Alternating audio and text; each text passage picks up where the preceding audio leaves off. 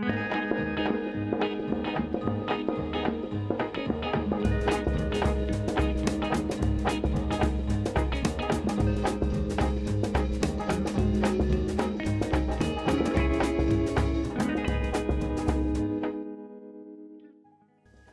are going to cook some red snapper, and it's no big secret behind the technique of cooking the baked snapper. We need a toaster oven, a beautiful piece of fish. When you go to the market, look at the fillet and smell it. If it smells like fish, if it doesn't look good, if it's dry, if the blood, instead of being pinkish, is darkish and it has a chocolate color, you don't buy that fish. So here we have a beautiful piece of snapper. We are going to season it on both sides. It's very important, with some salt and pepper. We're using, mostly for the white fish, white pepper, because the white pepper gives similar flavor to the black pepper, but without having all those tiny dark dots on it. Fine sea salt, and you can see the way I'm seasoning. I'm not too far, I'm not too close to the fish. I'm maybe 5 inches off top of the fish, and I'm very focused on it. We have some soft butter, not melted, because if it was melted butter, it wouldn't protect the fish when we're going to cook it.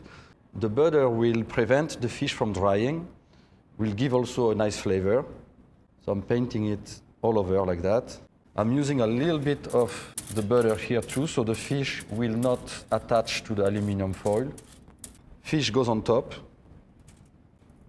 And the oven is at max broil.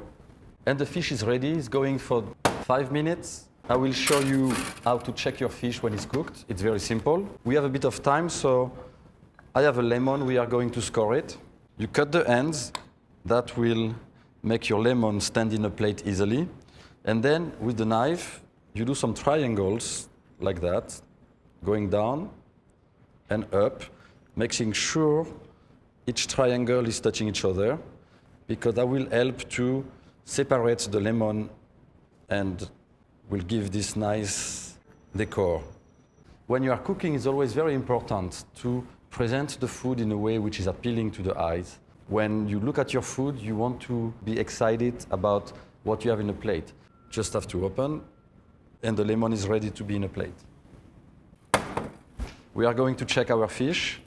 To check the fish, I always use a metal skewer, and I insert the metal skewer through the flesh, leave it for a few seconds, and then remove it and touch my hand here, or if you're confident, you can touch here. It's very sensitive. The skewer should be warm. If the skewer is very hot and you burn yourself, it's well done, you're punished for it. If it's cold, it means it's raw, it's not ready. Here it's perfectly cooked. We are going to remove the fish and put it in a plate. Always use a nice spatula to remove your fish. You always maintain it on top with your hand or your fingers to make sure it doesn't fall, doesn't slide. And the fish is going in the plate. A toaster oven, 5 minutes, a great piece of fish. Look what you can do, something fantastic.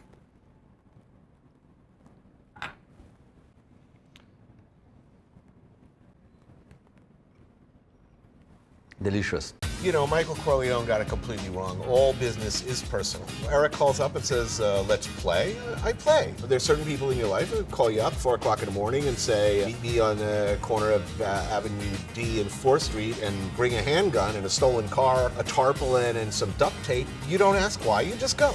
Sex, drugs, rock and roll and food. Today my guest, Anthony Bourdain.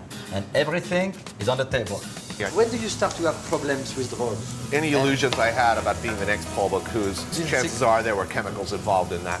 From age 13 or 14 on, me and my friends defined ourselves by not just what records we were listening to, but what drugs we were doing, okay? So I arrived in college at age 17, like, where's the coke and the acid and whatever else? And that was already fashionable? No, we were sort of ahead of the curve on the cocaine thing.